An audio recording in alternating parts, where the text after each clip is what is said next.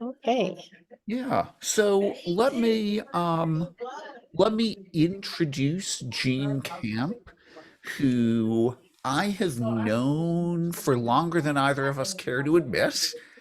And Jean is now a professor at the Luddy School at Indiana University, where she continues an incredibly long program of research into not only phishing as a matter of human factors and as a social phenomenon, but also I am sure there's a tie to economics because Jean is one of the editors of the first book on economics and information security. And so I am really excited to have her here with us today to talk about some of her actual statistical work in baselining human resilience at a national scale. Because to me, one of the things, if I can just contextualize this for a second, Gene, for the folks here, the thing that I find so interesting is in real public health, we do a lot of data, we do a lot of analysis at a national scale. And so I'm really curious to understand this work in, if I may put it within for today, the umbrella of cyber public health. So Absolutely. take it away. Thank you. So, I just wanted to start with what is phishing from a human subject's perspective, why the variables we chose for our experiment, and then I'll talk about our experiment design and results. So one of the earliest human subjects papers about phishing was from Doug Tygar and Marty and Rachana. And they said, look, it's a lack of technical knowledge, a lack of security indicators, and incorrect technical knowledge. And what do you need to know? You need to identify security indicators, understand HTTPS, TLS, certificate authorities, PKI, and read URLs. So I am getting on a plane, and imagine if this plane only worked if we could all really explain the Bernoulli principle and how that interacted with the shape of the wing. So I have to, so, is this reasonable? I went and asked, about 500 people, what is phishing? Hey, And Gene, making a, yeah. sorry to interrupt. Do you mean to be sharing slides as you speak? Oh gosh, yes, thank you. Oh, you're welcome. Sorry for the interruption. No, thank you. This is better with slides. Outline, boom, boom, boom. So what's the phishing thing? So from most to least incorrect, making a fake website that looks legitimate to steal user information. Only a fewer than 10% suggested this. Spam emails, hacking, calling somebody pretending to be a company to steal their information, which is kind of right. Behavioral advertisements, any kind of fraud. I don't know. No one talked about passwords or authentication or codes, but they did get the idea that you were stealing something. But it is true that this reflects a lack of expertise. So a lot of the arguments that we've seen about phishing is what we need is better people. Can you read this? Well, Yep. maybe people can just learn. It turns out that we can learn some pretty hideous interfaces, that these were considered highly usable, cutting edge communication interfaces, and people were able to use them. But the problem is we were able to use them for familiar connections. And with phishing, you have to pay attention all the time without interruption and without failing, which is literally inhuman. People cannot do this. Sometimes people are going to fail, no matter the expertise or stakes. So if we don't think about it as just human operation, but human operation with a system where you're inevitably going to fail and there will inevitably be failures. Maybe we can model it more like a health problem, because even very intelligent people fail. Now you can look at this and say, hey, that URL was really obvious, but Unicode is a very serious problem. And, Mozilla and Apple spent some time arguing over which one of them should fix this instead of just fixing it. So even highly expert people fall for phishing. I mean, the last pass developers are people who really understand the authentication risk, but they were still phished. And if you look at the percentages, you can see that sometimes there's very bad percentages. So if people do look, so this is from an eye tracking experiment.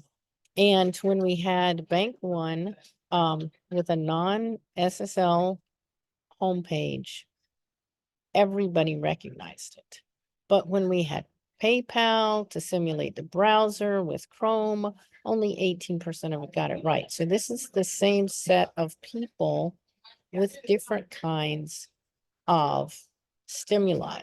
But still, if you look at there are people that are going to make more mistakes than others. So maybe there's just something inherent in the human about phishing that makes it a cultural, individual, and societal problem.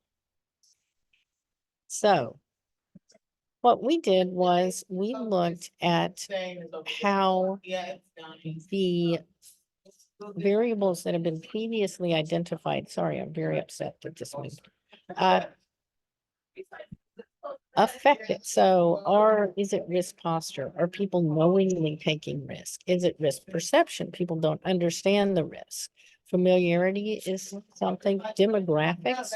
There have been a lot of papers, including my own, that argue that older adults are less resilient in phishing, but that is much older adults. Like, to have that effect, to be certain of that effect, you're going to have to be looking at 70 years.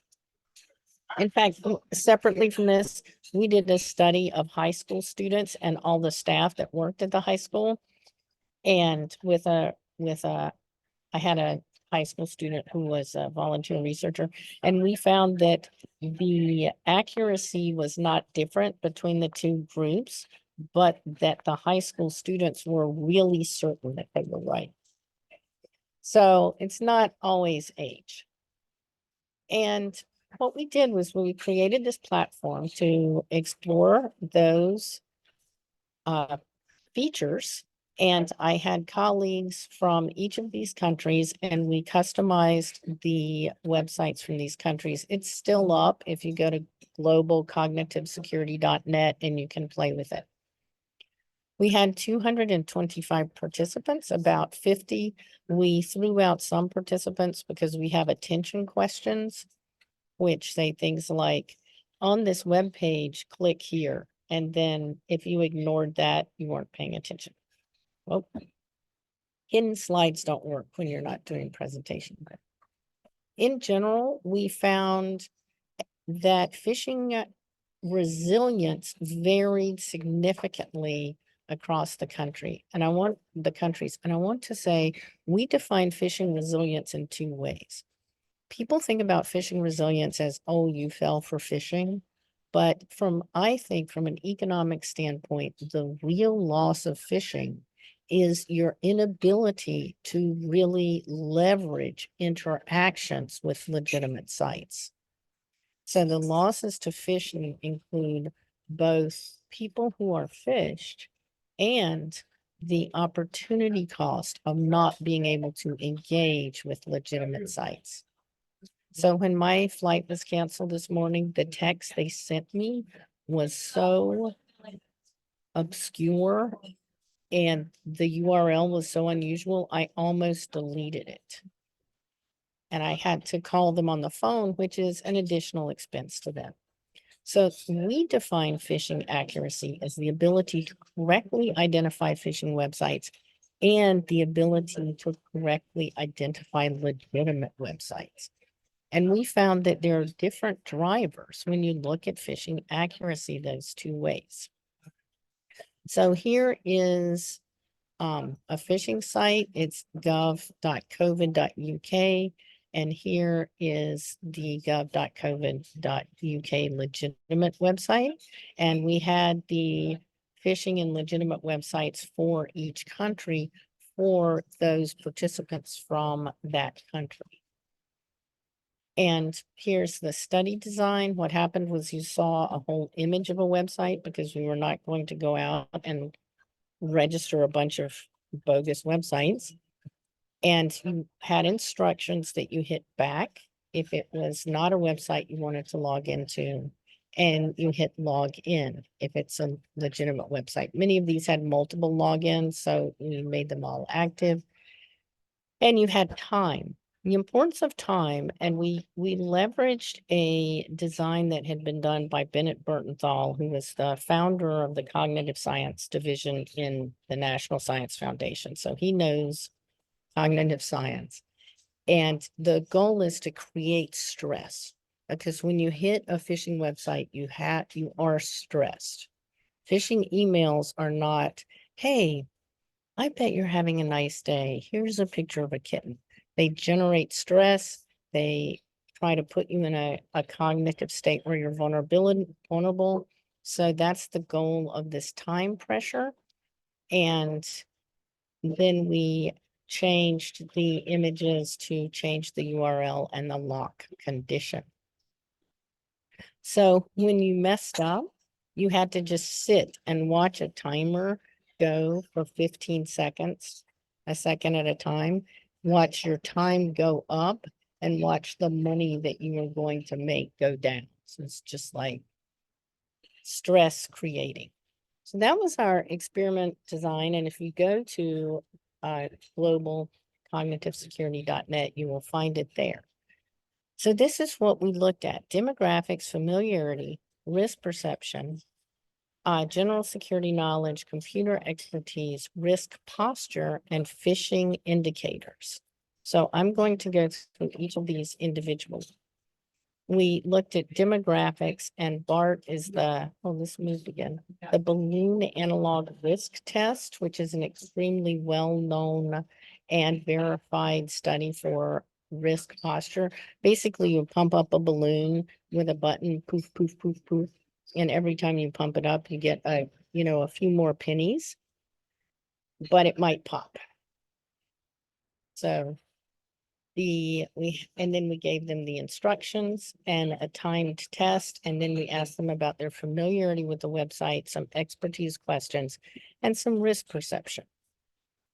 So our demographics are an important baseline, and we did find that when we recruited these, we could not say that the New Zealand and the US were not different. They were more that they are self-similar, but there were more 30 to 40-year-olds in New Zealand relative to all the other countries. So 11, 11, 16, 14, 11. But New Zealand was not statistically significant from the other countries. That is, the distribution was not significantly different. And then we looked and said, hey, how can you identify legitimate websites? Well, Australia and New Zealand were significantly different, and Australia and the United Kingdom were significantly different in terms of their ability to correctly identify a legitimate website as legitimate. So you can see here, the Australians were very good at saying, what did they say? Too easy, and getting it right. Phishing resilience, identifying legitimate websites. You can see that Canada was different than the United Kingdom, and the United Kingdom and the United States. So the real outlier here in identifying legitimate websites is the UK, but they were not different from New Zealand. So these are binary matches.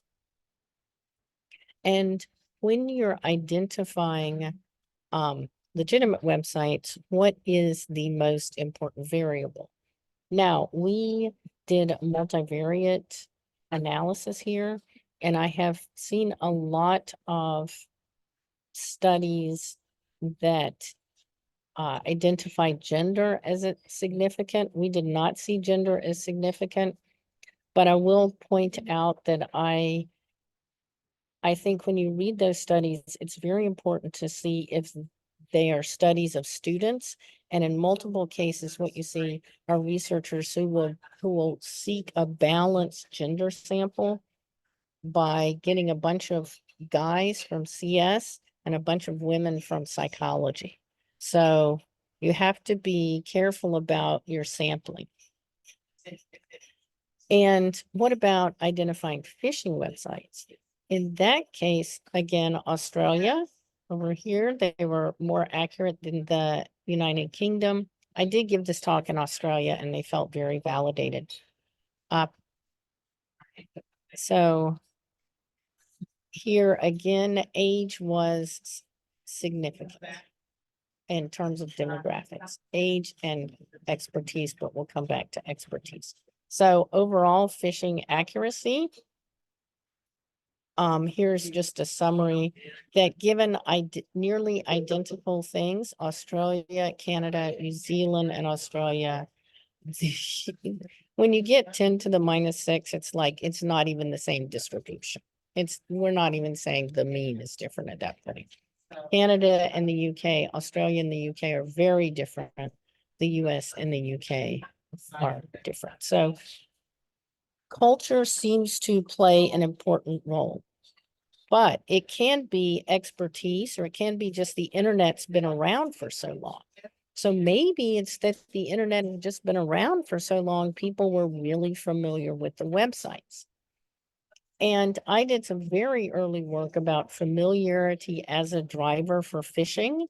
And then this work was rediscovered very recently by Google. And they have a lot more data than I do. So I'm feeling pretty validated right now about this observation.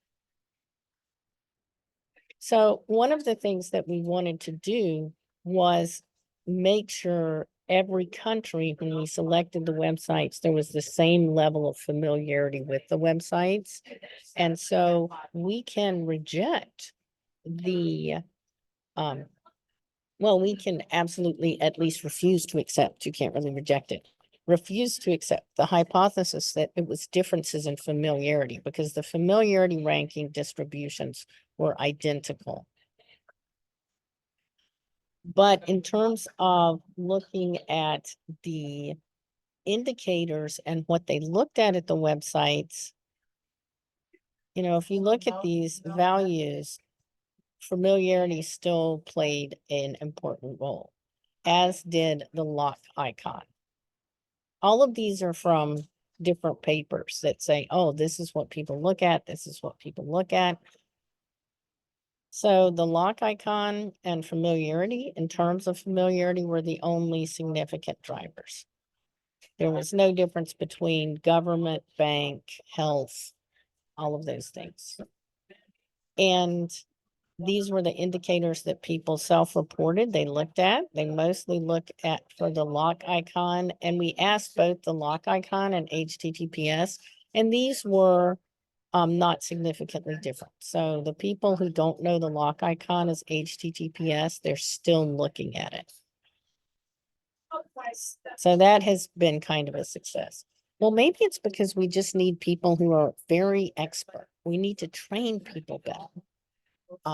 What we did was we asked them, what is phishing? What's a certificate? Some general computer questions and general security knowledge questions. And for security knowledge, we asked them to define multiple choice to identify these 3 questions. What is an SQL injection? What is an active versus passive? And we had a network ops question. So we found, unsurprisingly, participants from all countries had fairly low levels of phishing knowledge. The Australians had a better ability to identify phishing and more phishing knowledge, but when we did the regression, it was not significant. We did ask people what's a public key, and I have like multiple slides on that in another talk, and it is very interesting. But I will say they were consistently unable to identify the nature of a public key. So the UK and Australia were significantly different in expertise.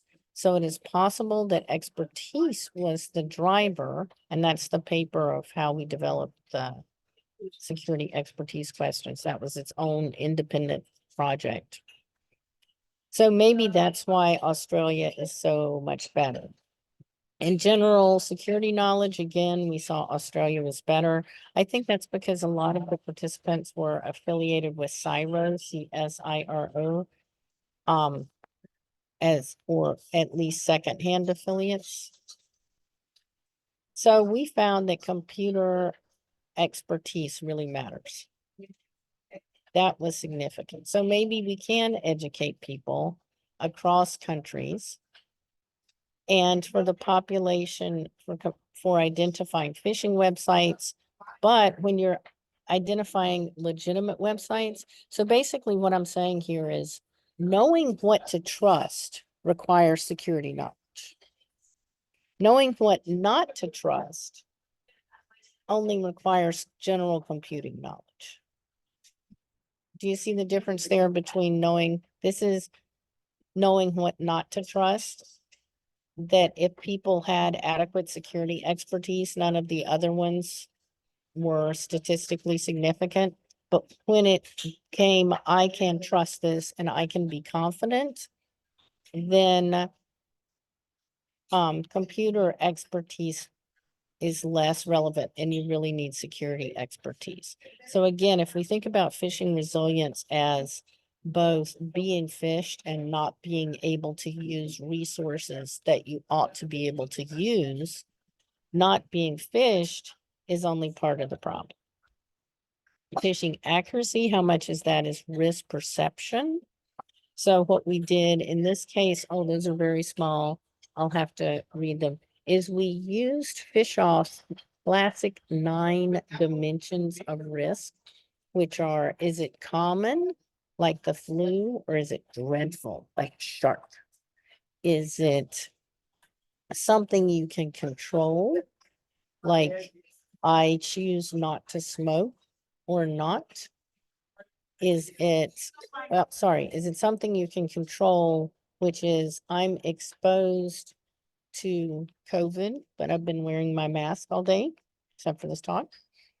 Voluntary versus involuntary is the difference between smoking, which you choose, and air pollution, which you don't. Knowledge to science makes things less frightening. Knowledge to individuals who are exposed makes things less frightening. If it's chronic, like the flu, it's less frightening than if it's catastrophic, like COVID. So we have a lot of car wrecks. More people died in car wrecks the year of September 11th than in terrorist attacks, but terrorist attacks are still way more scary. Is it something that's new and different, or is it something we're really familiar with? So, and this is one. So if we look at all of those, there's no significant difference in risk perceptions between countries.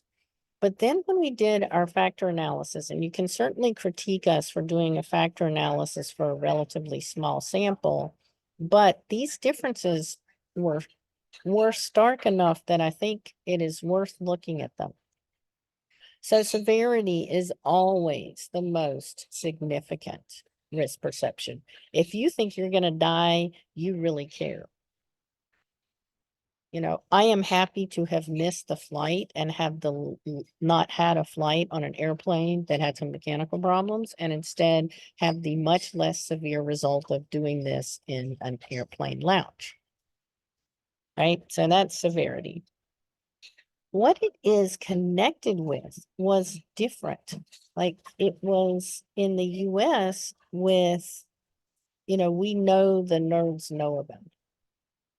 So if if it's understood by, the technologists, it's less scary. But if even the technologists don't understand what those hackers are doing, it's very scary. And you can see the same thing's true here in the UK, whereas in Australia and in Canada, people concerned about whether or not it was targeted to them or if it was a massive, widespread societal attack. That's what made the difference. And you can see knowledge, the knowledge of the individual, like, do you really know about this? Was again partnered with different kinds of categories. So the risk perceptions may not be different across the countries, but the way the factors interact is very different. So if you wanted to do some kind of targeted education, you would not use the same education in the US and in Australia. You would use very different education in the UK and in Canada, even though they seem culturally similar. That would be a preliminary, an implication from this study. And then we looked at the risk dimensions of severity and knowledge to the exposed. And so you can see it was significant, except for New Zealand. And I don't know what to say about New Zealand in knowledge of the exposed. Like, that is completely different than the other countries. But again, if it is a cultural as well as an individual phenomenon, we're really going to have to customize interactions. So what about risk behavior, which is the balloon analog risk test? I'm so sorry for the coffee noise in the background. This is the cost you pay for having this amazing real coffee. Thanks for your patience. Can you hear me? Because it's very loud here. Okay. You're coming through great with no background noise. Oh, that's good because it's not the case here. All right.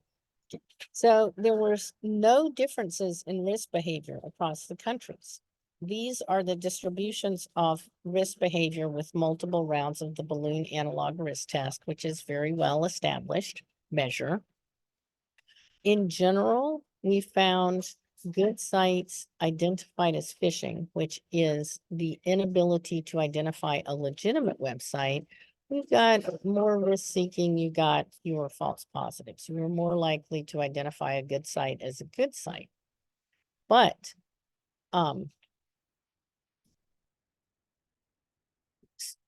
in general, the higher BART, there were more false positives in New Zealand. This is where it really played a role because it looks like, oh, there's a slight significance there.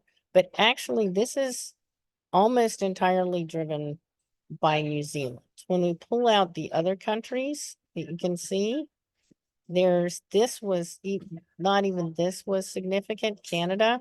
But when we pulled out just New Zealand, we found out that the BART scores were extremely significant there, but nowhere else. Jean, if I could Yeah. just jump in with a dumb question. Are the scales on the Canada one different? Because the slopes of the lines look really, really similar to me. Yes, sorry, this is up to 6 and this is only up to 4. I Thank you. should fix that. That would be better. Yes, they do look, sorry. In general, more risk-seeking, phishing sites identified as phishing also caused more true positives. That's if you're more risk-seeking, you might think, oh, you're going to identify more legitimate sites as legitimate, but you're also going to identify more phishing sites as legitimate. We did not see that. It was not at all significant across all countries. Again, it was significant in New Zealand. So in New Zealand, risk perception played a huge role. So if you wanted to focus on risk perception, this is not going to help you in a public education campaign in the US, according to these results. On the other hand, Australians did exactly what everybody in the literature has said they're going to do. And that is, if you're highly risk seeking, you're going to identify phishing sites as legitimate. So those are, they were true to form.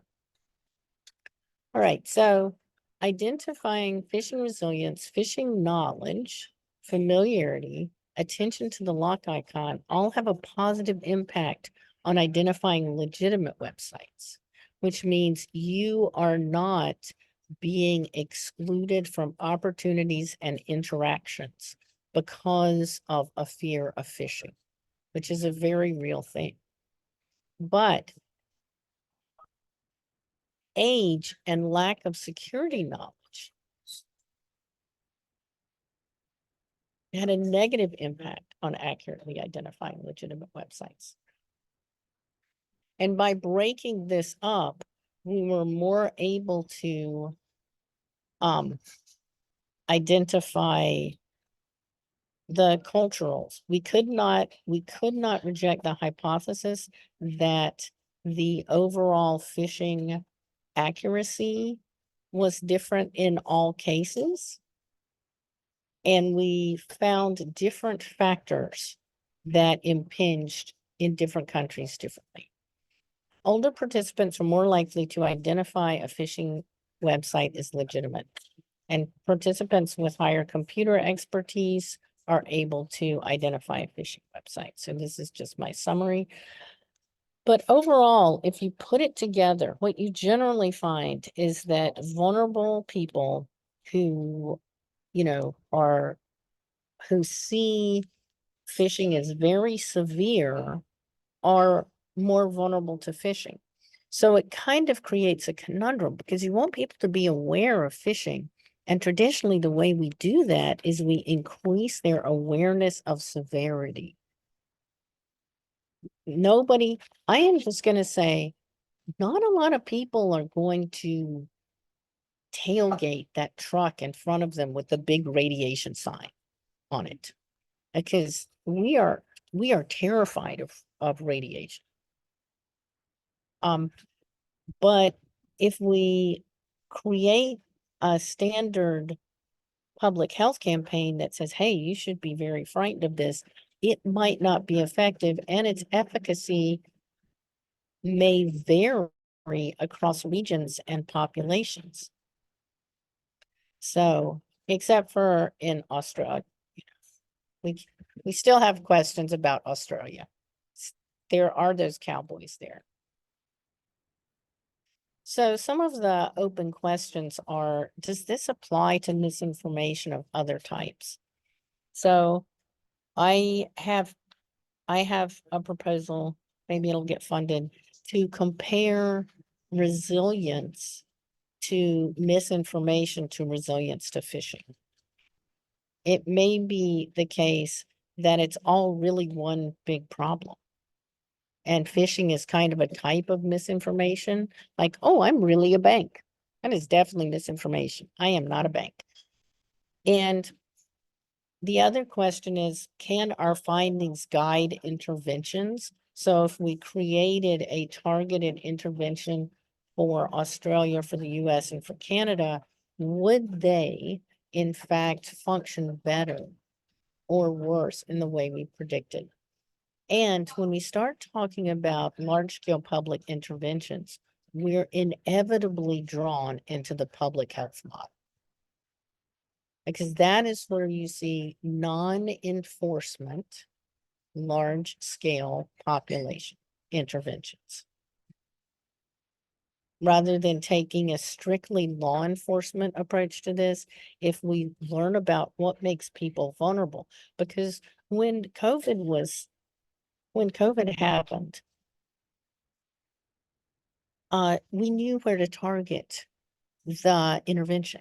We knew that we wanted to go to like old elder care centers, and that age was the critical variable, age and certain disabilities. And if you get COVID and you want Paxlovid, we have this list of what makes it work or worthwhile. We don't have that for phishing. We don't know when we detect a phishing campaign who we should reach out to. We don't know who is vulnerable. And knowing who is vulnerable in the way we do with public health could make a big difference.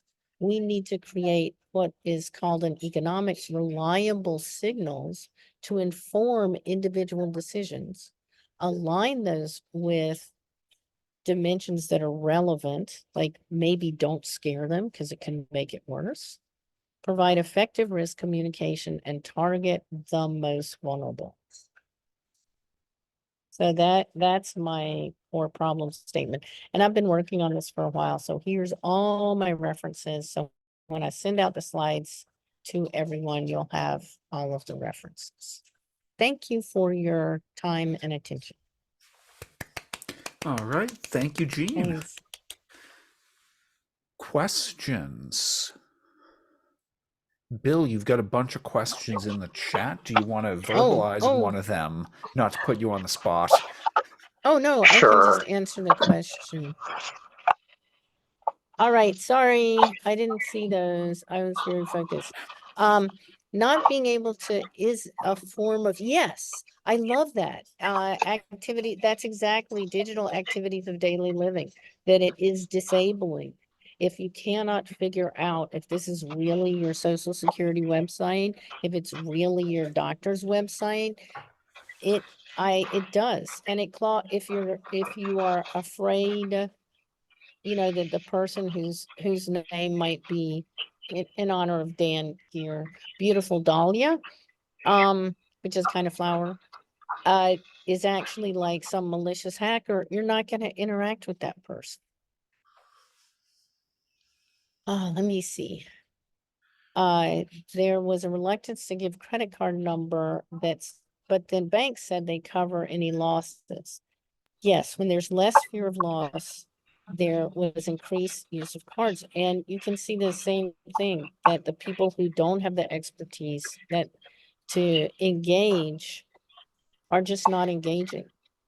I had a friend from the UK over, and I said something about I got a new checking account. He was like, checks? You still use checks? It's like looking at the century on his watch. And he said, I spend half my time in Kenya and they don't use checks. Like, why are you still using checks? It's like, because we like having our piece of paper, because we don't trust not having that piece of paper. And that's a huge cost. I would even add to that the reason I personally continue to use checks is the rules for my checking account were not written by a bank's lawyer to decide who has to manage the problem. Yeah. I really like my regulated payment forms. So it is, you know, you have control over that risk, and you understand the severity, and that additional control over risk makes you more accepting of it. Yeah, I'm wondering if, you know, akin to what role like PayPal played in facilitating online commerce is what browsers play today with, you know, heuristics applied to detecting malicious sites and putting the green lock in the window. Like, in some respects, there's, you know, there's a trust in Chrome to evaluate a you know, an URL that's been entered and to indicate its trustworthiness in the form of a green lock on the window. And so in some respects, is that the PayPal equivalent for digital commerce? It seemed to be in some of the data you were showing that that was a significant kind of element of trust, Yeah. particularly around people who had less expertise. And so Yes. it's kind of like similar to the way that PayPal opened up the opportunity for people to do eBay and early Amazon payments before other payment models and credit card indemnification came into play. But it kind of served as that risk mediator or arbitrator of trustworthiness. Yes. In addition to familiarity, the lock icon was significant for identification of legitimate websites. And the phishing websites, it was more computer expertise. So if you can just get people to accurately identify legitimate websites, maybe this digital activities, daily living will be, we can mitigate that part of the loss.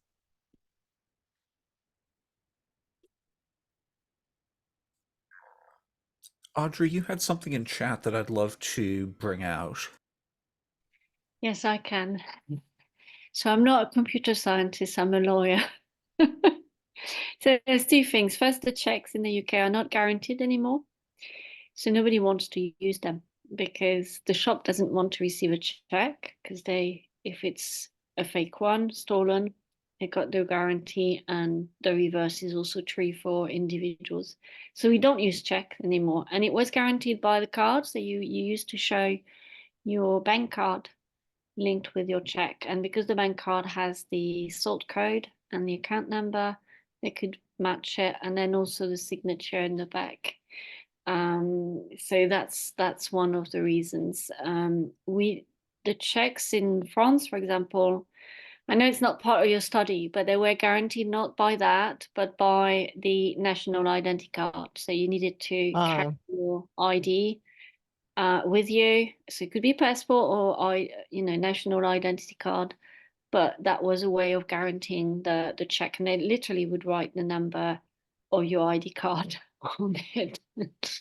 So that was it. But the other comment that I didn't put in the chat was I found that fascinating because I teach the law on cybercrime. So part of it is fraud, so phishing. So the legal definition of fraud in most countries is not proper to common law. I think non-common law, so civil law will have that. So even Quebec and Canada will have it. Roughly is misrepresentation of reality. And I tend to teach it as it's a half lie. And that means it's a half truth. Which means that finding, the idea of the fraudster, sometimes I also use the desserts in England. So the Eton mess, which is berries with cream all mixed over, and then the trifle, which is the layers. So I said that the fraudster wants you to see the trifle. But it does it in such a way that actually what it puts in front of you is an Eton mask, and you can't figure out what is truth and what is lie. But the fraudster has piled up the information that they put to you in a very structured way so as to hide the lie. So what I found fascinating is what you found about the knowledge of computer security. Because what I've noticed with students over the 20 years, and when I talk around, and so it's not empirical studies, I can guarantee you that. I know that I could have cognitive bias on this, but what I've noticed is that the lack of computer security is quite acute. Whether they are young people, so they're supposed to be digital native, but they actually don't even understand the infrastructure of the internet. And whether they are old people. And that was when you start explaining to them the basics, like the SQL injection, what it means and that type of thing, I have noticed that they start to notice other things on website. Now, I have no proof of this, but I'm not too surprised by the findings. I found it lovely and superb that you've been able to do all this. So Thank I'm going you. to definitely read your papers, even if statistics are not my strength. Thank you so much. I do kind of think that educating everybody might be too much of a lift. So I don't think it's too much of a lift, for example, maybe a financial services company, but the general public, more simple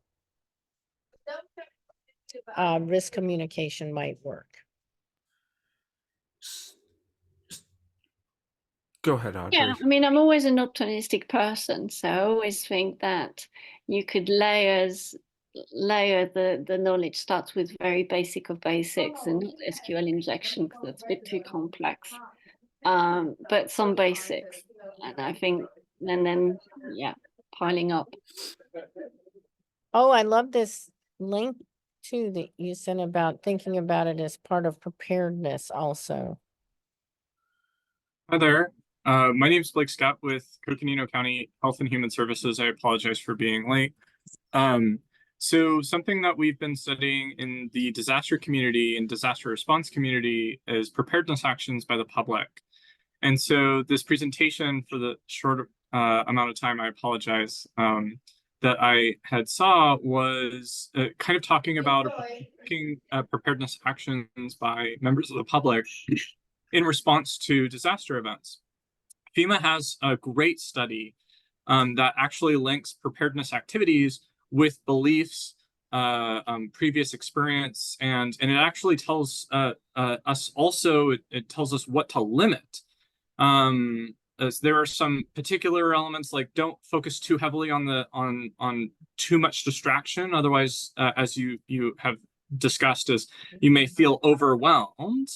Yeah. However, an encouraging the belief that it is easy to prepare for cybersecurity, it is not difficult to do, moves people away from that. I feel overwhelmed and unable to react to this emergency.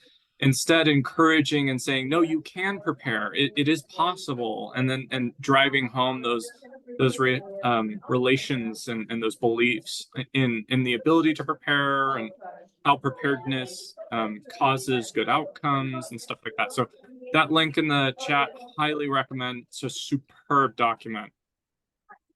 Yes, thank you. The idea of not stressing severity is very unusual in engineering, and I did kind of have to look in other domains. This will be a great reference for me, and I'll read it, and then I'll probably will reference it because I already know I agree with it. Because that really is the source of citation, is not correctness but agreement. No, I love to cite things I disagree with. Yeah, no, I'm totally joking. Okay. All right, But it's okay. the thing to sort of build on what Blake was just saying is, I wonder how much phishing education has focused on something like use a password manager and keep your browser up to date, because both of those reduce the impact of phishing. And I had thought of them as simply useful technical steps that we should emphasize because they help people actually do something that's more doable. But the thing that I'm taking from your presentation is that they may actually reduce anxiety or distraction, or as Blake said, the expectation of being overwhelmed, and be even more useful. Yeah, and to go back to what Bill said, if it empowers people to engage in digital activities of daily living, then it has, maybe the greater effect is not even that it's harm mitigating, but that it's empowering. Yeah, that's a way Adam, to I build on cannot that, talk about it. go ahead, Gene. Sorry. To build on that, Adam, we still tell people to stop smoking. We will tell people to stop smoking until I die, and probably long after, we will continue to tell people to stop smoking. And there's a reason why. It works. So we just keep repeating the same message over and over. We dress it up really sexily, or however, whatever the terms. We now use social media. We use these different methods, but we still tell people to just stop smoking. And so it's that reiteration of public health intervention that you're talking about. Public health education is a critical intervention that we have in public health to stop disease spread. And this is one of them. With regards to phishing, we can public health education on phishing and stuff like that. So, But we've also, to continue on the smoking metaphor, we have different messages in the United States. You know, I was up in Canada where the anti-phishing or the anti-smoking messaging is way more graphic, as I noticed when I was in a random convenience store. And I think the international nature of this is really fascinating because it gives us these natural experiments. And Dan, I see you've got your hand up. Yeah, I was going to slightly change the subject. Gene, do you want to comment? Or if you found it not relevant, that's fine. But if you want to comment on the increasing believability of phishing emails and the like, courtesy of generative AI. You know, generative AI has done two things. One, it's lowered the barrier to entry so that if you don't have the language skills of your target, you can still make a good phishing email. But I think what the real impact is going to be as we hear about these, particularly these voice attacks, is they can be much more emotionally impactful. So before you would call and claim to be the cops, like I'm the cops and I have your daughter and you better send me $5,000. Now I'm the cops and I have your daughter, and then you put somebody that sounds like your daughter on the phone. The level of cognitive intensity, the emotional response, there's a reason we call them graphics, right? Because they have a high impact. So I think that because it increases your conception and the severity and increases the emotional intensity, it does make people more vulnerable.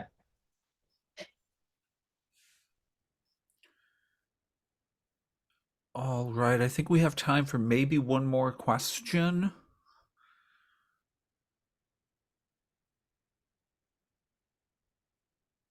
Well, thank you so much for being nice about my travel adventures today. And thank you for joining me in my big travel adventures. And I will absolutely send all of the slides out, including the slide with all the references going back of the phishing work I have done. Thank you so much for your invitation and for your attention. Yes, thank you, Gene. And before people, actually, let's thank Gene, and then I want to say one or two things before we go. So thank you. We appreciate it, especially in the context of you being in an airport lounge. And I just want to say thank you. I'm really thrilled by the sort of interdisciplinary and different perspectives that we got here. It's Yeah, lovely to thank you so see. much. All right, well, I'm going to go board. Wish me Okay, luck. you go board. Thank you. And everyone else, I just want to mention that on March 28th at the same time, Josiah Dykstra and I are going to be sharing a new paper that we've been working on, which is cybersecurity lessons from the COVID-19 pandemic. And we're looking at the question of what can we learn from big impactful events? How do they differ from cyber events that have happened in the past? And so we are looking forward to that. Hope you can all join us again next month. And so with that, thank you. Hope this was interesting and thought-provoking, and we'll look forward to seeing you soon. Thank you.